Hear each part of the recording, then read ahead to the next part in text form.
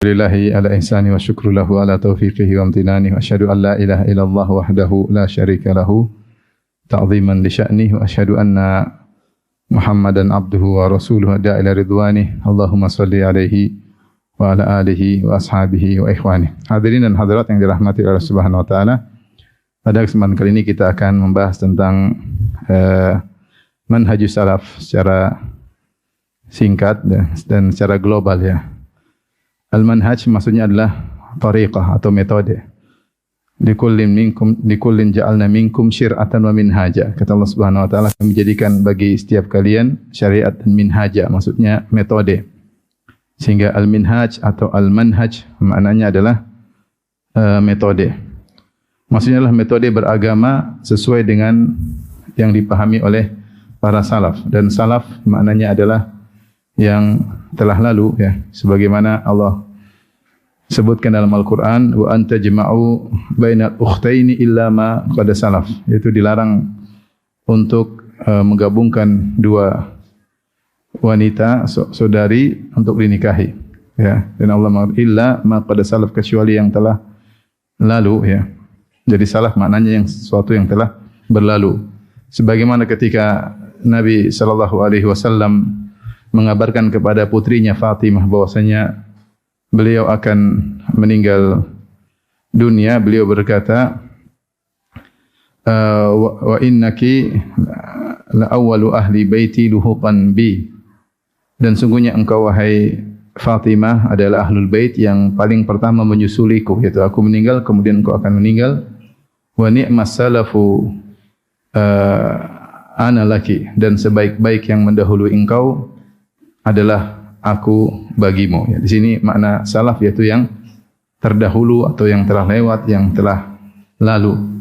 Dan ini maksud dengan perkataan kita manhajus salaf, maksudnya para salaf adalah generasi awal dari umat ini, yaitu secara umum adalah al-qurun as-salasa al-mufaddalah, yaitu 3 generasi yang telah direkomendasikan oleh Nabi sallallahu alaihi wasallam dalam hadisnya, khairun nasi qarni tsumma alladziina yalunahum tsumma alladziina yalunahum, sebaik-baik generasi atau sebaik-baik manusia adalah generasiku, yaitu para sahabat, tsumma alladziina yalunahum, kemudian yang setelah mereka itu para tabi'in, tsumma alladziina yalunahum, kemudian yang setelahnya lagi yaitu atba'ut tabi'in, para pengikut tabi'in yang mereka menimba ilmu jalurnya kepada tabi'in, kemudian kepada sahabat, kemudian dari Nabi sallallahu alaihi wasallam. Sehingga kalau kita bilang manhajus salaf, maksudnya metode beragama menurut pemahaman salaf 3 generasi ini. Dan itulah yang diisyaratkan oleh Al-Imam Malik rahimahullahu taala, di mana beliau berkata, ma yuslihu akhir hadhil ummah illa bima aslaha awalaha atau kama qala. Kata beliau, tidaklah akan perbaiki umat ini kecuali dengan apa yang perbaiki generasi awal ya. Jadi kalau umat ini ingin baik, harus mengikuti apa yang perbaiki generasi awal, dan generasi awal menjadi mulia dengan manhaj yang mereka tempuhi, yaitu di atas Al-Qur'an dan sunnah. Oleh karenanya, agar kita semakin yakin dalam beragama harus mengikuti metode salaf, manhajus salaf, maka kita harus mengetahui tentang keutamaan para salaf. Saya ringkaskan, manhajus salaf maksudnya metode dalam beragama mengikuti metodenya para salaf. Salaf tadi siapa? Yang telah mendahului. Yang dimaksud adalah para sahabat, para tabi'in, dan para pengikut apa? Tabi'in. Ini sederhana. Baik, adapun keutamaan salaf terutama para sahabat telah datang dalam banyak ayat dalam Al-Qur'anul Karim. Seperti firman Allah Subhanahu wa taala, "Was-sabiqunal awwaluna minal muhajirin wal ansar walladzina tabauhum bi ihsan radhiyallahu anhum wa radu an wa adda lahum jannatin tajri tahtaha al-anharu khalidina fiha abada dzalika huwal fawzul 'adzim." Kata Allah Subhanahu wa taala, dan orang-orang yang pertama kali masuk Islam dari kalangan muhajirin dan ansar. Dari kalangan muhajirin ribuan sahabat, kaum ansar juga ribuan sahabat. Mereka ini kata Allah Subhanahu wa taala, radhiyallahu anhum wa radu'an. Allah ridha kepada mereka dan mereka pun ridha kepada Allah. Bahkan Allah mengatakan wa a'adda lahum jannatin tajri tahtahal anhar. Allah telah menjanjikan bagi mereka surga-surga yang mengalir di bawahnya sungai-sungai khalidina fiha, dan mereka kekal dalam surga-surga tersebut. Ini nas yang sangat tegas bahwasanya kaum Muhajirin, kaum Ansar dijamin masuk surga. Taib. Selain kaum Muhajirin dan kaum Ansar, bagaimana cara masuk surga? Kalau masuk surga harus mengikuti mereka. Makanya di tengah-tengah ayat Allah mengatakan walladzina tabauhum biihsan, dan orang-orang yang mengikuti kaum Muhajirin, kaum Ansar dengan pengikutan yang baik. Ini dalil Allah mempersyaratkan kalau ingin masuk surga harus mengikuti metode kaum Muhajirin dan kaum Ansar. Saya ulangi ayatnya. Was-sabiqunal awwaluna minal muhajirin wal ansar walladzina tabauhum bi ihsan radhiyallahu anhum wa radu'an. Dan yang pertama kali masuk Islam dari kalangan muhajirin yaitu kaum Ansar, dan orang-orang yang mengikuti mereka dengan pengikutan yang baik. Harus ngikut, kalau enggak ngikut enggak selamat. Maka mereka itulah radhiyallahu anhum wa radu'an. Allah ridha kepada mereka dan mereka juga ridha kepada Allah, dan Allah janjikan bagi mereka surga. Ayat yang lain misalnya Allah menyatakan bahwasanya para sahabat penghuni surga, kata Allah Subhanahu wa taala, laqad radiyallahu 'anil mu'minin idh yubayyi'unaka tahta asy-syajarah fa'alima ma fi qulubihim fa anzala as-sakinata 'alaihim wa athabahum fathan qariba. Kata Allah Subhanahu wa taala, sungguh Allah telah ridha kepada kaum mukminin yang membayat engkau di bawah sebuah pohon, yaitu tentang bai'atul ridwan, yang di mana sekitar ada 1.500 sahabat, dalam riwayat 1.400, ada yang 1.300, intinya sekitar 1.500 sahabat membaiat Nabi SAW ketika di Al-Hudaybiyah, berbaiat untuk membela Nabi SAW sampai titik darah penghabisan. Mereka yang baiat itu semua, Allah katakan Allah telah ridha kepada mereka. Allah telah ridha pada mereka. Kata Allah, laqad radiyallahu 'anil mu'minin idh yubayyi'unaka tahta asy-syajarah fa'alima ma fi qulubihim. Allah mengetahui isi hati mereka. Di sini Allah bukan hanya merekomendasi mereka secara fisik, tapi Allah juga merekomendasi mereka dalam sisi batin, bahwasanya hati mereka benar, batin mereka apa? Benar. Makanya Allah mengatakan fa'alima ma fi qulubihim fa anzala sakinata 'alaihim. Allah mengetahui isi hati mereka, lantas Allah turunkan ketenangan bagi mereka. Karena Allah tahu hati mereka baik, maka Allah turunkan ketenangan bagi mereka.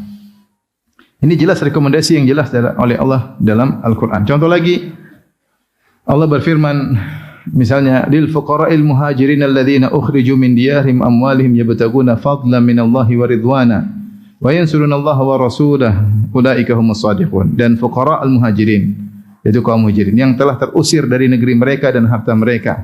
Kenapa mereka pergi meninggalkan kota Makkah, meninggalkan harta, meninggalkan kampung halaman, ya? Yabtaguna fadlan minallahi wa ridwana. Allah jelaskan niat mereka benar. Mereka itu meninggalkan bukan karena dunia, tapi karena mencari karunia Allah dan mencari keridhaan Allah. Kemudian Allah tekankan lagi, ulaika humus shadiqun. Mereka itulah orang-orang yang imannya benar, jujur. Setelah itu Allah memuji kaum Ansar.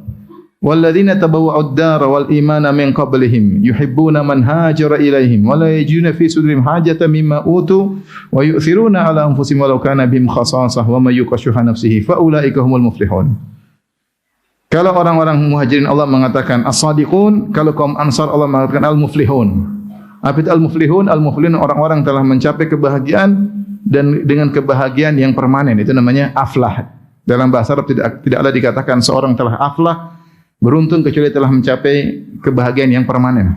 Maksudnya surga. Dan Allah mengatakan tentang kaum Ansar dan orang-orang walladzina tabawwa'ud dara wal imana min qabl, dan orang-orang yang telah tinggal di kota Madinah dan beriman sebelum kedatangan kaum Muhajirin. Yuhibbuna man hajara ilaihim. Karena sebelum Nabi berhijrah dan para sahabat, Rasulullah telah mengirim sahabat untuk berdakwah. Di antaranya Musa bin Umair radhiyallahu ta'ala anhu berdakwah di Madinah sehingga semua pada masuk Islam, atau mayoritas kaum Ansar, kaum Al-Aus dan suku Al-Khazraj masuk Islam. Sehingga mereka sangat menanti-nanti kedatangan saudara-saudara mereka yang berhijrah. Kata Allah, yuhibbuna man hajara ilaihim. Mereka mencintai saudara-saudara mereka yang berhijrah dari Mekah menuju Madinah, ya. Kemudian kata Allah, wa yu'thiruna ala anfusihim walau kana bihim khasasah. Bahkan mereka mendahulukan orang-orang muhajirin daripada diri mereka sendiri, padahal mereka juga dalam kondisi membutuhkan. Wa may yuqashuha nafsihi, mereka seperti ini, ithar, mendahulukan saudara daripada diri mereka sendiri. Kata Allah, siapa yang dilindungi dari sifat pelit, fa ulaika humul muflihun. Sungguh mereka adalah orang-orang yang beruntung. Siapa maksudnya? Kaum Ansar. Jadi muhajirin as-sadiqun, kaum Ansar al-muflihun. Masuk surga jelas. Tapi yang setelahnya kita bagaimana? Walladzina ja'u min ba'dihim yaquluna rabbana ighfir lana wa li ikhwanil ladzina sabaquna bil iman wa la taj'al fi qulubina ghillan lil ladzina amanu rabbana innaka ra'ufur rahim. Isyarat kata Allah, dan orang-orang yang datang setelah mereka, mereka berdoa, rabbana ighfir lana, ya Allah ampunilah kami, wa li ikhwanil ladzina sabaquna bil iman, dan ampunilah saudara-saudara kami yang telah mendahului kami dengan keimanan. Wala taj'al fi qulubina ghillan lil ladzina amanu. Jangan kau jadikan hati kami kebencian terhadap orang beriman, itu kepada para sahabat Muhajirin dan Ansar. Rabbana innaka ra'ufur rahim. Isyarat bahwasanya orang-orang yang datang setelah mereka hendaknya mengikuti mereka. Sehingga hati mereka harus lapang kepada kaum Muhajirin, kaum Ansar, mendoakan mereka, cinta kepada mereka. Kalau ingin selamat, maka mendoakan Muhajirin dan kaum Ansar. Maka syiar dari Ahlus Sunnah wal Jamaah adalah mendoakan kaum Muhajirin dan kaum Ansar. Baik. Seperti juga Allah sebutkan dalam ayat yang lain, ya. La yastawi minkum man anfaqa min qabli al-fathi wa qatal. Ulaika a'zamu darajatan minal ladzina anfaqu min ba'du wa qatalu wa kullu wa'adallahu al-husna. Kata Allah ketika membedakan tingkatan para sahabat, Allah membedakan sahabat yang berjihad dan berinfak sebelum Fatu Makkah dan yang berjihad dan berinfak setelah Fatu Makkah. Kata Allah tidak sama. Yang berjihad dan berinfak sebelum Fatu Makkah, mereka ulaika a'zamu darajatan. Mereka lebih tinggi derajatnya daripada yang berinfak dan berjihad setelah Fatu Makkah. Kenapa setelah Fatu Makkah Islam semakin kuat?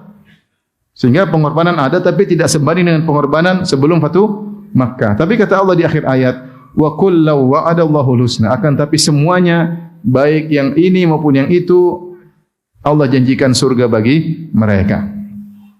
Berarti para sahabat dijanjikan masuk apa? Surga.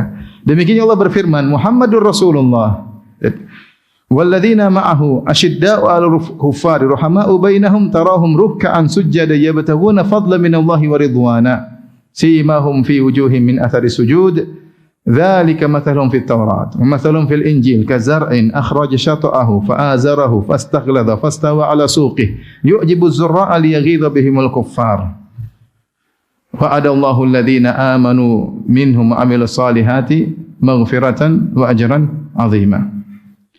Kata Allah Subhanahu wa taala, Muhammad Rasulullah dan orang-orang yang bersama Muhammad. Siapa maksudnya? Para sahabat. Allah puji bukan cuma puji Nabi, bahkan Allah juga puji para sahabat.